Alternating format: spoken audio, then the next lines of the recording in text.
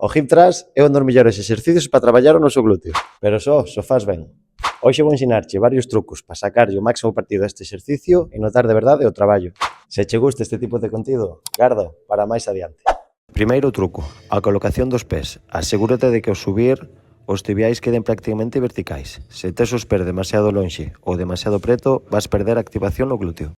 Segundo, a cabeza tamén importa. Mantén a barbilla lixeiramente metida e a mirada cara adiante ou cara aos xeonllos. Isto axúdache a manter a columna neutra e evitar arquear a zona lumbar.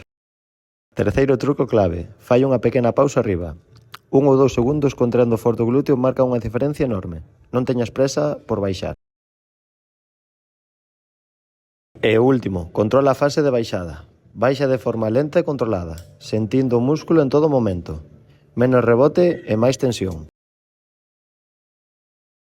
Se aplicas estes trucos ao teu hip thrust, vas notar moito máis o teu glúteo e progresar mellor.